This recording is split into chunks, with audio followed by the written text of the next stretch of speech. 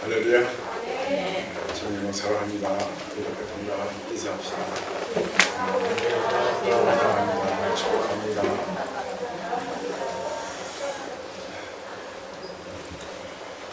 열왕기하 18장 3절부터 6절에서 보면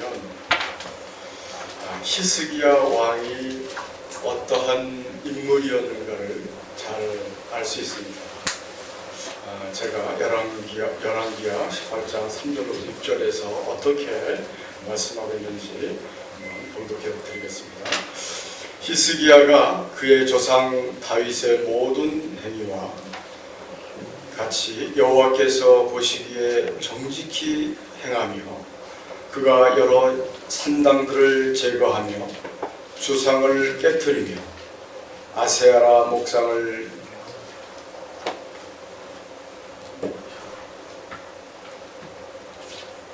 찍으며 모세가 만들었던 놋뱀을 이스라엘 자손이 이때까지 향하여 분향함으로 그것을 부수고 누수다니라 일컬었더라.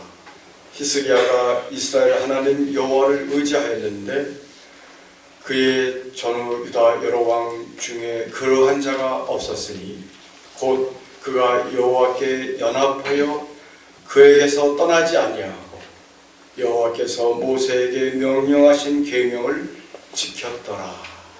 아멘. 여기 보면 히스기야는 여호와께서 보시기에 정직히 행한 인물이었습니다. 또 산당들을 제거하고 우상을 파괴하는 등 종교 개혁을 일으켰던 왕입니다. 하나님 여호와를 의지한 왕입니다. 여기 여호와를 의지했다는 것은 하나님과 연합하여 그에게서 떠나지 아니하였다는 것이죠.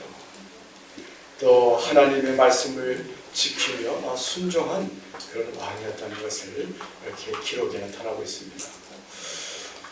이러한 히스기야가 병들어 죽게 되었을 때 하나님께서 이사야 선지자를 통해서 너는 내 집에 유언하라. 내가 죽고 살지 못하리라. 이런 말씀을 전합니다. 히스기야 왕은 이 말씀을 듣고 얼굴을 벽으로 향하면서 통곡하며 하나님께 기도합니다. 하나님께서 히스기야의 기도를 들으시고 15년의 생명을 연장시키신다는 그 내용이 오늘 본문의 내용이 말씀입니다. 그래서 오늘 본문을 통해서 히스기야의 기도라는 제목으로 함께 은혜를 나누고자 합니다. 히스기야의 기도는 첫째로 한계 상황에 직면한 기도였습니다. 한계 상황에 직면한 기도. 2절을 보시면 히스기야가 얼굴을 벽으로 향하고 여호와께 기도하여 라는 모습이 나오죠. 여기 얼굴을 벽으로 향한 그 히스기야의 모습을 통해서 우리는 무엇을 알 수 있을까요?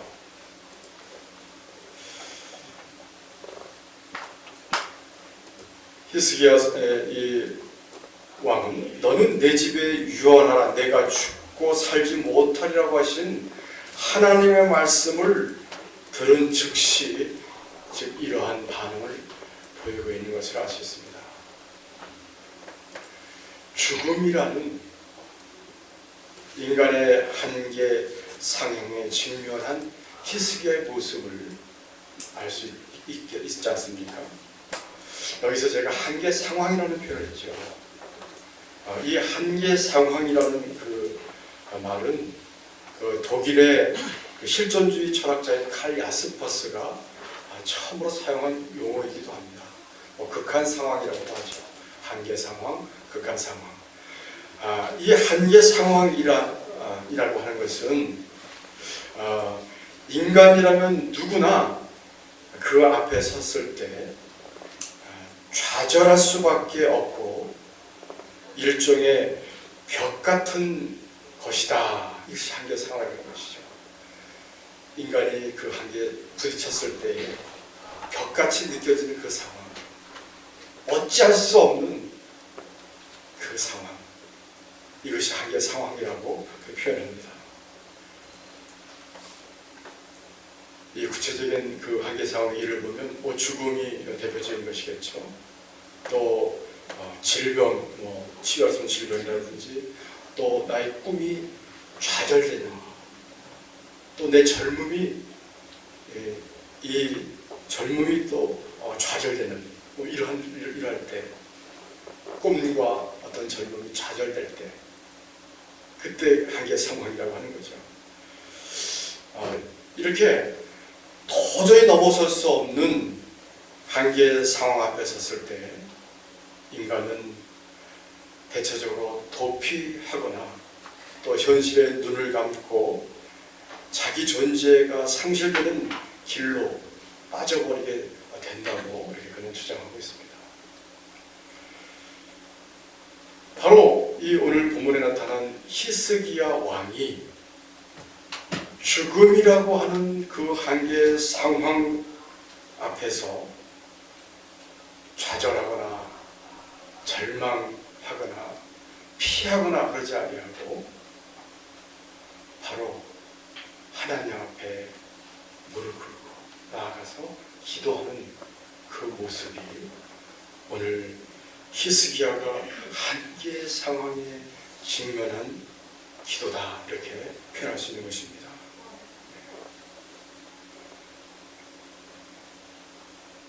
히스기야 왕이 이 한계 상황에 직면해서도 기도할 수 있었던 그 힘이 어디 있었을까요? 그는 하나님 여호와를 의지했던 믿음의 사람이었습니다. 하나님과 연합하여 그에서 떠나지 아니했던 그 믿음의 사람이었던 것이죠. 바로 히스기야의 그 믿음이 한계 상황 앞에서 좌절하지 아니하고 절망하지 아니하고 하나님께 나아가 기도할 수 있었다고 하는 이 히스기야가 바로 한계 상황에 직면한 기도했다는 것입니다. 네, 성경적으로 보면 이러한 이 기도는 여러 곳에 나타납니다. 대표적인 것을 보면 모세의 기도, 자, 홍해 앞에 서 있을 때 모세의 기도입니다. 뒤에는 바로의 군대가 몰려오고 있죠. 앞으로 진행하던 이스라엘 백성들은 홍해 바다를 만나게 됩니다. 거기서 이스라엘 백성들은 원망하죠. 우리가 여기서 죽음당하게 됐다고. 차라리 노예상하게 날 텐데 여기서 죽음을 당할 수밖에 없었다고. 그때 모세는 부르짖으며 기도합니다. 모세가 부르짖으며 기도했다는 것은 없지만 우리가 미루할 수 있는 것은 하나님께서 출애굽기 14장 15절에서 모세에게 이렇게 말씀합니다. 여호와께서 모세에게 이르시되 너는 어찌하여 내게 부르짖느냐. 모세가 부르짖으며 기도했다는 내용은 없지만 하나님께서 어떻게 행하시는 것을 보라고 이야기했습니다.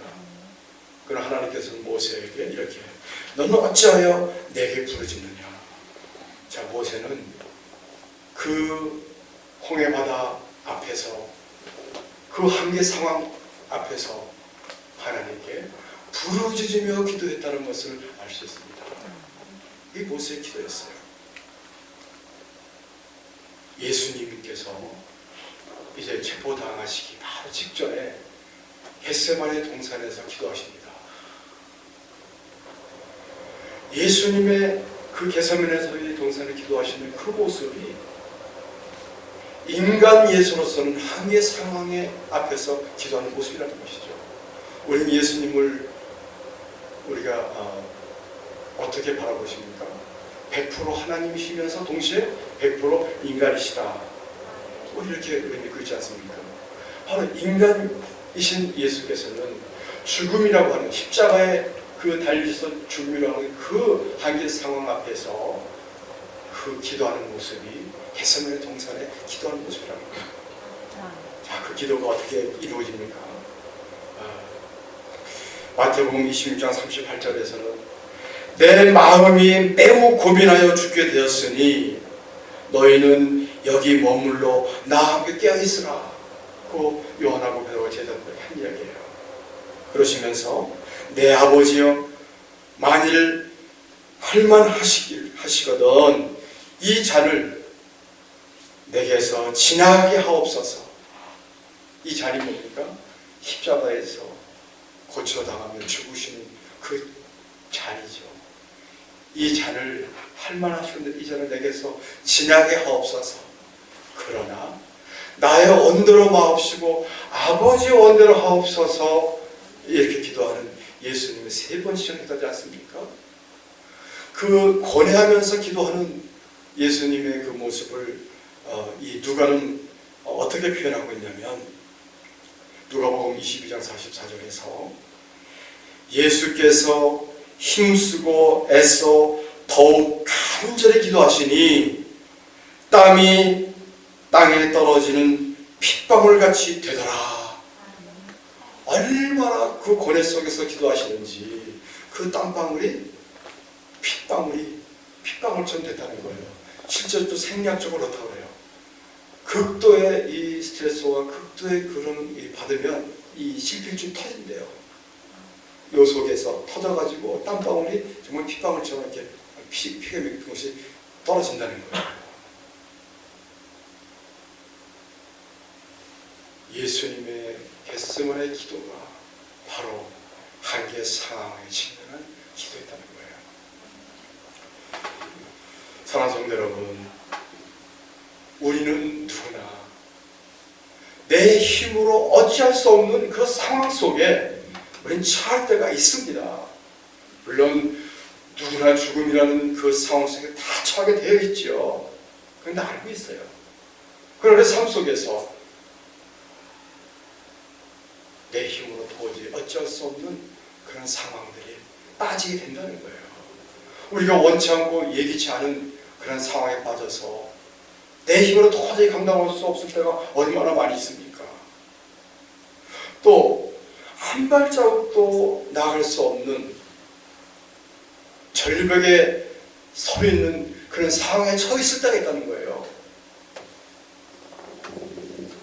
상당히 비유적 표현이긴 하지만 여러분들이 절벽 앞에 딱 섰을 때 나갈 수 있습니까? 한 발자국 나갈 수 있습니까? 내 인생 속 삶 속에서 이 내가 절벽에 서 있는 것처럼 한 발짝도 내딜 수 없는 그 상황이 바로 한계 상황에 직면한 상황이라는 거예요. 자, 이럴 때 히스기야는 어떻게 했죠? 하나님 앞에 기도했다는 거예요. 바로 우리가 이런 상황에 처했을 때 우리는 바로 하나님께 나아가는 것입니다. 하나님께 무릎 꿇는 것이에요. 하나님께 기도하는 것입니다. 그럴 때 우리의 할 일을 다 하는 것이에요. 자, 히스기야는 이러한 기도를 드렸습니다. 두 번째로 드린 기도는 히스기야의 통곡의 기도입니다. 통곡의 기도. 3절 보시면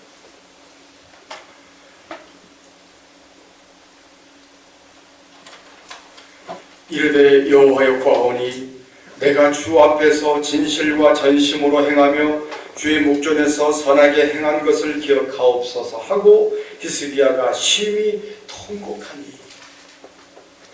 히스기야는 이 기도할 때 통곡하며 기도하고 있다는 것을 알 수 있습니다. 이 통곡이라고 하는 것은 국어사전을 찾아보니까 소리를 높여 슬피 우는 것이다. 통곡은 소리를 높여 슬피 우는 것이 통곡이라고 하는 거예요. 자, 히스기야는 어떻게 기도했다는 것입니까? 바로 부르짖으며 슬피 울면서 기도했다고 하는 것을 알 수 있어요. 네. 그러면 히스기야가 이렇게 통곡하면서 기도한 게 뭘까요? 너 죽을 준비해라. 이제. 내가 네 생명을 취해가겠다. 너 유언해라. 너희 자녀들에게 유언해라. 내가 네 생명을 취해가겠다. 이래서 이 이유 하나만으로 통곡했을까요? 저는 오늘 본문을 보면서 이것만이 아니겠구나. 여기 1절에 보시면요, 그가 히스기야가 병들어 죽게 되니입니다. 자, 히스기야가 우리가 알 수 없는 질병에 걸려 있었다는 걸 알 수 있죠. 하나님께서 이사야 선지자를 보내지 않았다 하더라도 히스기야는 지금 그 질병으로 인하여 고통을 당했다는 걸 알 수 있습니다. 그러면 얼마나 히스기야는 기도했겠습니까? 아마 이 질병이 있었지만은, 고통을 당하고 있었지만, 히스기야는 하나님을 믿음이 있었기 때문에 하나님께 치료와 회복을 위해서 얼마나 기도했겠어요. 그런데 지금 이때는 히스기야가 병들어 죽게 될 때가 된 거예요. 기도의 응답이 없는 거죠. 이 병을 좀 고쳐달라고 그렇게 기도했는데 기도의 응답이 지금 없는 거예요.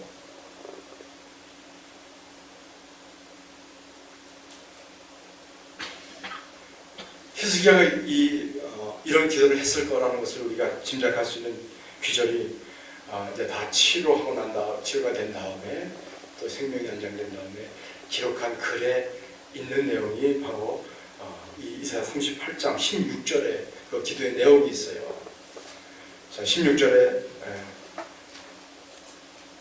주여, 사람이 사는 것이 이에 있고 내 심령의 생명도 온전히 거기에 있사오니 원하건대 나를 치료하시며 나를 살려주옵소서.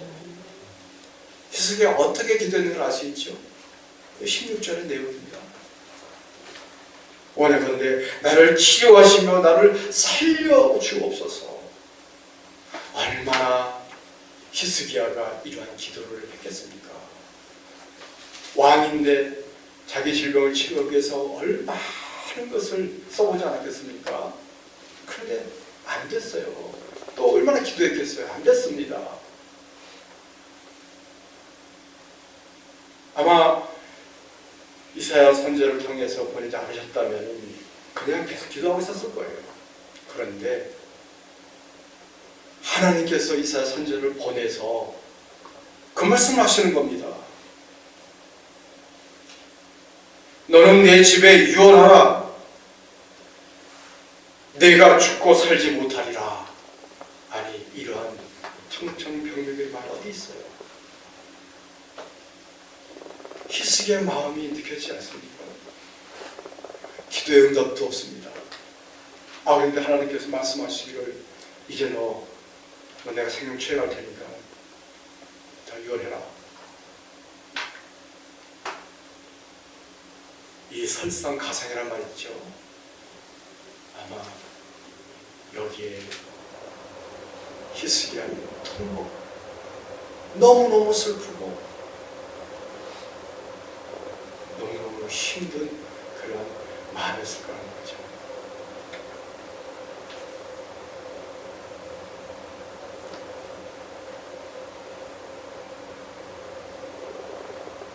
이 히스기야는 그런데 거기에 우리가 슬프고 비탄에 빠져 있을 때는 울 수밖에 없어요. 눈물 날 수밖에 없어요. 우리 큰 숲에 빠져 있는 사람한테 울지 말라고 우리 이렇게 많이 위로한다고 하잖아요. 사실 위로하는 거 아닙니다.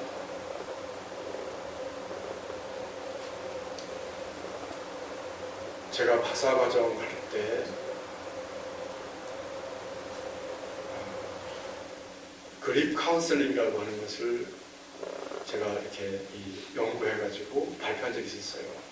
그립 카운슬링이 뭐냐면 비탄에 빠진 사람을 어떻게 상담해야 될 것인가, 그겁니다. 그래서 우리나라는 그에 대한 연구가 많지 않지만 외국은 많이 돼 있어요. 제가 그걸 준비하면서 이런 대목이 지금도 생각이 납니다. 어떤 남편을 잃은 그 아내가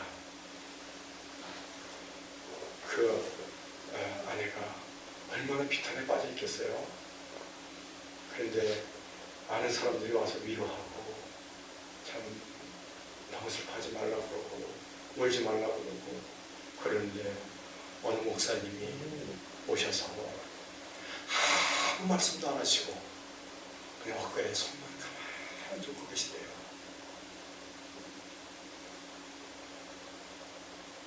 그것이 이 여인에게는 큰 위로가 됐다는 거예요. 그것만이 생각이 났다는 거예요. 우리가 슬프고 아플 때 눈물이 날 수밖에 없어요. 자, 히스기야는 아팠습니다. 슬펐습니다.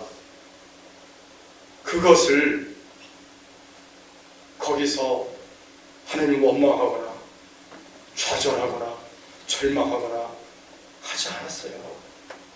그냥 그 슬프고 아픔을 눈물을 그대로 하나님께 보인 거예요. 자기의 괴로운 심정을 그대로 하나님께 보인 거예요. 토로한 거예요. 이게 히스기야의 통곡의 기도였던 거예요. 통곡의 기도였던 거예요.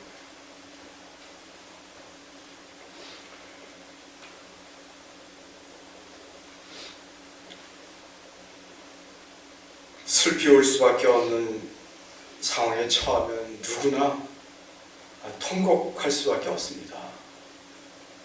그러나 히스기야는 어떤 사람이었습니까? 여호와께 보시기에 정직한 행한 사람이었죠. 종교 계획을 사랑했던 왕이었죠. 하나님 여호와를 절대로 의지했던 그런 왕이었죠. 하나님의 말씀을 지키며 순종했던 그런 왕이었어요. 그는 그 슬픔을, 아픔을 하나님께 그대로 토로했던 거죠. 이렇게 통곡하며 기도하는 히스기야의 기도가 어떻게 하나님을 움직입니까? 자, 이렇게 통곡하며 기도하는 우리 한 예를 하나 더 볼 수 있습니다.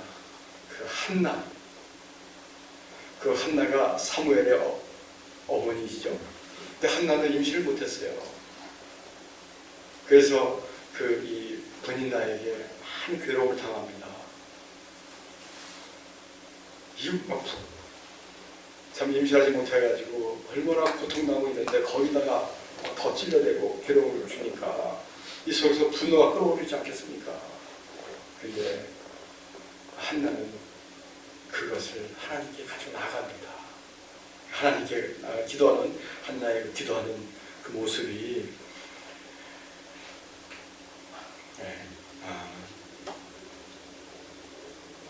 사무엘상 1장 10절에서 이렇게 기도합니다. 한나가 마음이 괴로워서 여호와께 기도하고 통곡하며 소원하여 이르되, 여기 한나의 그 마음이 하나님 기도하는데 통곡하며 기도하는 걸 알 수 있어요.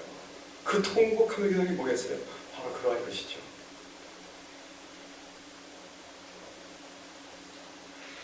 우리는 이 히스기야 왕이 처해진 그 상황처럼 그러한 상황에 처할 수 있습니다. 큰 슬픔을 당하거나 비탄에 빠질 때가 있어요. 누구도 예외가 있을 수 없습니다. 내 문제든 내 주위의 문제든 그럴 때가 있습니다. 또 문제 해결을 위해서 기도했지만은 오히려 그 문제 해결되는 길은커녕 더 문제가 꼬이는 그러한 상황에 빠질 때가 있습니다. 아마 경험을 해보셨을 거예요. 울고 싶지 않아요? 정말 그럴 때 울고 싶습니다. 그렇게 문제 해결을 위해서 기도했는데 그 해결은커녕 더 꼬여졌을 때 있죠. 정말 주님을 향한 진심으로 기도했을 때 정말 울고 싶어요. 바로 그런 마음인 거죠.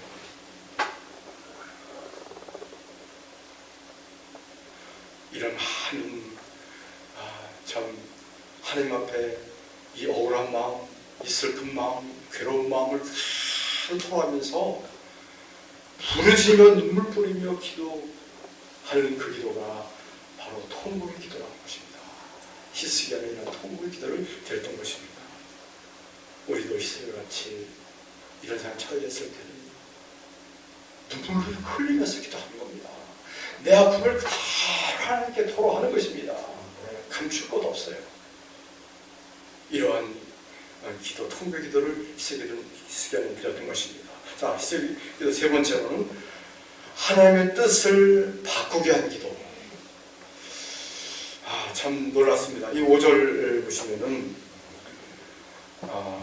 너는 가서 히스기야에게 이르기를 내 조상 다윗의 하나님 여호와께 이같이 말씀하시기를 내가 내 기도를 들었고 내 눈물을 보았노라. 내가 내 수완에 15년을 더하고,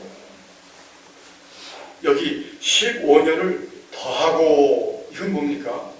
하나님께서 말씀을 번복하시는 거예요. 하나님은 어떻게 말씀하셨죠? 너는 내 집에 유언하라. 내가 죽고 살지 못하리라. 내가 죽고 살지 못하리라. 지금 유언하라는 거예요.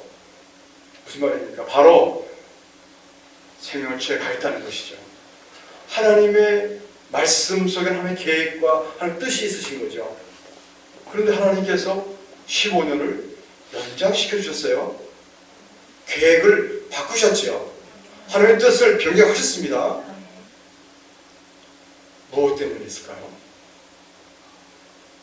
하나님께서 내가 내 기도를 들었고 내 눈물을 보았노라. 아멘. 히스기야의 그 기도하는 것을 들으셨다는 거예요. 바로 이 히스기야의 기도하는 모습을 하나님은 바라보고 계셨다는 거죠.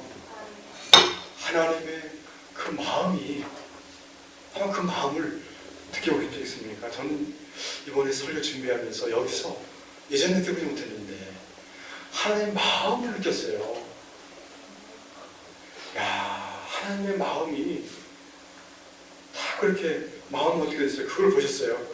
어떻게 지금 히스기야가 지금 기도합니까? 분명 한계 상황에 직면해 있음에도 불구하고 좌절하거나 절망하지 않고 내 앞에 나와서 기도하고 있다는 거예요. 벽을 바라보면서 오직 하나님만 의지하면서 그 믿음을 기도하고 있다는 거예요. 그리고 또 한 가지요. 그 얼마나 슬프고 아플 텐데 그 통곡하면서 기도하는 그 모습을 보신 겁니다. 그래서 하나님께서 내 눈물을 보았다. 그때 하나님의 마음이 느껴지지 않습니까? 우리가 자녀가 했을 때 자녀가 참 무릎 꿇고 빈다든지 또는 나갔던 자녀가 돌아온다든지 했을 때 어때요? 그 마음이? 혼내주려고 하다가도 그 마음이 감동되죠. 하나님의 마음을 감동시키셨다는 거죠. 하나님의 마음이 움직이셨다는 거예요. 야, 이 히스기야 기도는 하나님의 마음을 움직이는 기도였습니다. 하나님의 뜻을 바꾸게 한 기도였습니다. 사랑하는 성도 여러분, 우리도 하나님의 마음을 움직이게 한 기도할 수 있을 줄 믿습니다. 히스기야처럼 믿음을 갖고 기도하는 것입니다. 히스기야는 어떤 믿음이 있습니까? 그 히스기야의 37장에 보면 히스기야가 기도하는 장면이 또 나오게 됩니다.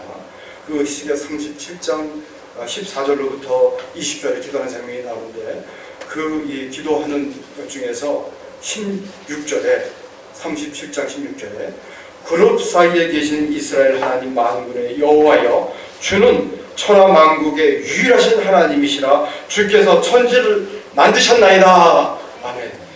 유일하신 하나님, 천지를 만드신 하나님, 창조주 하나님이시라는 것을 비켜주셨다는 거예요. 사랑하는 성도 여러분, 여러분이 믿고 있는 하나님이 창세기 1장 1절처럼 태초에 하나님이 천지를 창조하시느니라 그 말씀을 믿으면 하나님이 천지를 창조하셨다고 하는 그것만 믿을 수 있다면, 이 천하 만물을 창조하신 분이 바로 내가 믿고 있는 그 유일하신 하나님이시라고 인정만 한다면 우리는 무엇을 두려워하겠습니까? 무에서 유를 창조하신 하나님, 먼지에 불과한 우리들을 만드신 그 하나님, 아담을 흙으로 만들었다고 흙을 빚어가지고 생기를 불어넣어서 그래서 생명이 됐다는 것이 아담이죠. 그 흙이라는 히브리어 원어적인 먼지라는 뜻이 더 강해요. 먼지를 하나님께서 모아가지고 생기를 불어가지고 생명이 된 것이 바로 아담이었다는 거예요. 먼지에 불과한 이 존재인 우리들을 하나님의 자녀로 삼아 주신 그 하나님이요, 이 우주 만물을 창조하신 하나님이시라고 하는 이 믿음을 히스기야가 믿고 있었다는 거예요. 아멘. 바로 이 믿음을 우리가 가질 때 하나님을 감동시킨다는 거예요. 아멘.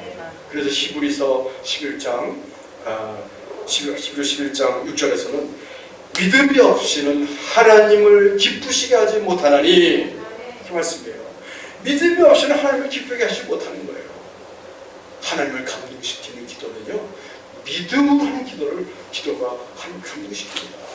우리 주원본 기도는 반복해서 사는 기도가 주원본 기도가 아니라 믿음으로 기도하지 않고 의심하며 기도하는 기도, 이 기도가 주원본의 기도예요. 믿음의 기도는 하나님을 감동시킬 줄로 믿습니다. 또 슬픔과 괴로운 마음을 그대로 하나님 앞에 가리며 토로할 것입니다. 여러분의 힘든 것, 여러분의 아픈 것, 여러분의 괴로운 것, 여러분의 그 속에 있는 그런 것들을, 또 억울함들 얼마나 많이 있겠어요. 이것을 그대로 하나님 앞에 눈물로써 토로하는 것입니다. 무지하신 눈물의 기도요, 통곡의 기도인 거예요. 이럴 때 하나님께서 마음이 감동된다는 거예요.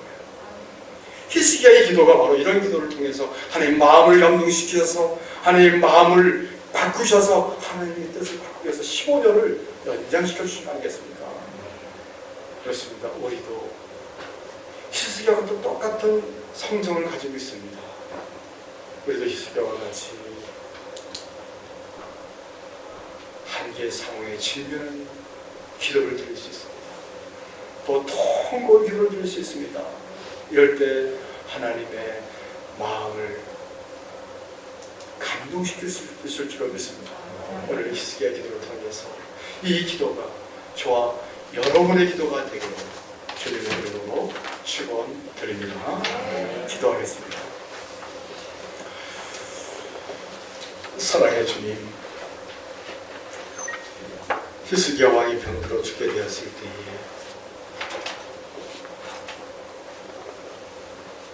하나님께서 이사야 선지자를 통해 내가 곧 죽으리라고 하셨던 그 말씀에 너무도 힘들고 어려워서 벽을 향하여 통곡하며 그 기도했던 그 모습을 보시고 주님께서 그 마음을 돌이키셔서 15년의 생명을 연장시키신 그 놀라운 그 기도의 그 모습을 우리가 깨닫습니다. 히스기야의 기도가 우리의 기도가 되어질 수 있도록, 하나님의 마음을 움직일 수 있는 우리의 기도가 되어질 수 있도록, 하나님의 계획을 바꿀 수 있는 우리의 기도가 되어질 수 있도록 주님 역사하여 주시옵소서. 감사하고 예수님의 이름으로 기도드리옵나이다. 아멘.